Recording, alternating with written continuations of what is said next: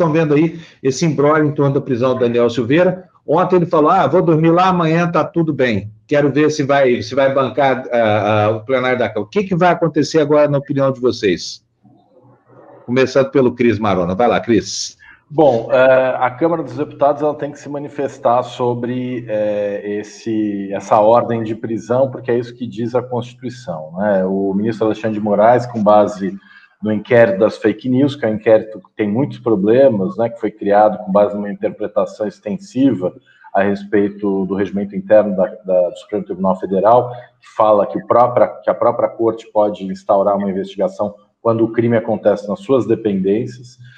Depois uma distribuição sem sorteio, né, para um ministro, digamos assim, alinhado ao então presidente Supremo, e agora nós tivemos a decretação dessa prisão. A base da decretação da prisão foi a Lei de Segurança Nacional. O deputado Daniel Silveira fez uma manifestação num canal de YouTube muito violenta, xingando ministros, ofendendo, ameaçando, fazendo, enfim, infelizmente, nada de novo que não tenha acontecido antes, né? A minha preocupação é menos de ordem jurídica e mais de ordem política, né? Eu me pergunto o seguinte, por que esse deputado, que é um deputado, digamos assim, do bolsonarismo raiz, né? Ele foi o deputado que foi flagrado naquela cena lamentável em que uma placa com o nome da rua Marielle Franco, no Rio de Janeiro, foi quebrada em 2 pedaços, né? Na época, o então candidato Wilson Witzel também estava lá, e esse Daniel Silveira foi, digamos assim, o protagonista dessa cena.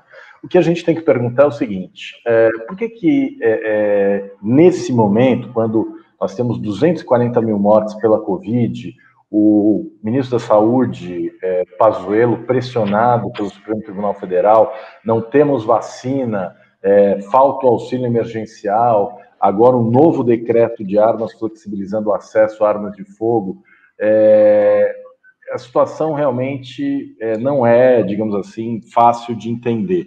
E nós estamos aí, digamos assim, nas portas de uma terceira onda. Quem tem memória, acho que Fábio, Mali, o próprio Fernando, somos mais ou menos da mesma geração, o AI-5 nasceu de uma crise com o Congresso, quando o então deputado Márcio Moreira Alves sugeriu que as mulheres dos militares fizessem como as mulheres de Atenas, né, fizessem uma greve de sexo com os militares por conta das denúncias de tortura que então circulavam. Os militares reagiram e fecharam o Congresso por meio do AI-5. Né? Nós estamos vendo um movimento mais ou menos semelhante. O grupo bolsonarista tentando, de todas as formas, desacreditar as instituições. O próprio Bolsonaro, em manifestações antidemocráticas, já sinalizou que é favorável ao fechamento do Congresso. O próprio Bolsonaro também já disse que, se não ganhar a eleição de 2022, isso só pode ser fraude, né? Então, de uma maneira geral, é possível dizer que o golpe já começou. E, infelizmente, a dizer que as instituições estão funcionando normalmente me parece não ser mais suficiente.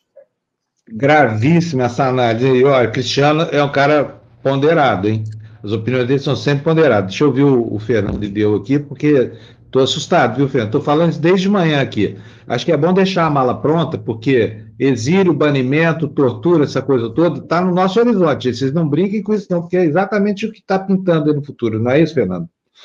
Bom, como de costume, a análise do Cris é no ponto certeira, e eu só vou discordar dele num único ponto, que é quando ele fala que a gente é da mesma geração. Isso aí não fecha, essa conta não fecha. O Cristiano é meu professor, eu olho para ele assim, ó, ele é o meu exemplo de advogado criminal. Como que eu devo me comportar como advogado criminal? Eu olho para o Cris, então ele é de uma outra geração. Mas acho que a análise é perfeita. Também vou agradecer o comentário da Matilda, aqui muito gentil, me senti muito acolhido pelo comentário dela aí.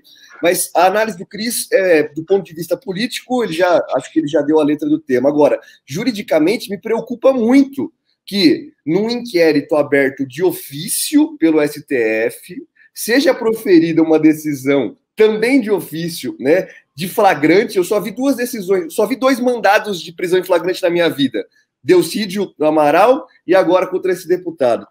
Por quê? Porque, na verdade, a prisão em flagrante não se faz com mandado, né? Não se dá uma ordem de prisão em flagrante de um juiz. Qualquer do povo pode prender em flagrante e a autoridade policial deve. Então, é uma prisão, uma situação de fato, não é uma situação de direito como a prisão preventiva. Mas piora. Por que piora, do ponto de vista jurídico? Porque a Constituição Federal, ela coloca lá, no seu artigo 53, parágrafo 2º, a imunidade do deputado federal, que ele só pode ser preso em flagrante por crime inafiançável.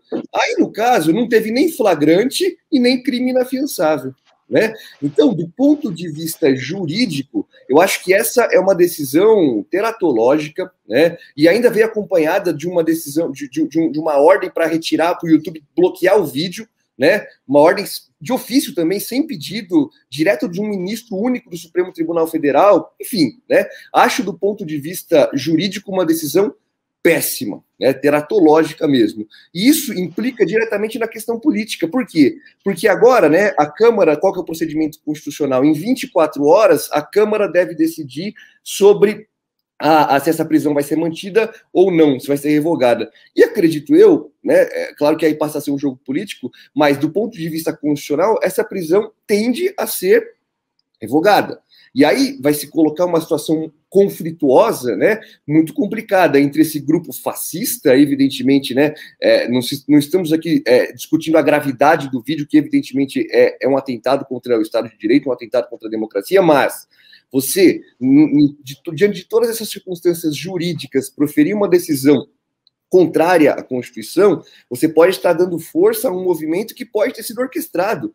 Isso, para mim, tem todos os indícios de que não é um ato de um lobo solitário aí, né? Há um projeto, né, por trás disso tudo. Então, esse é o único ponto que eu queria trazer aqui. O fato dessa prisão não ter base jurídica pode criar um grande problema político para as instituições.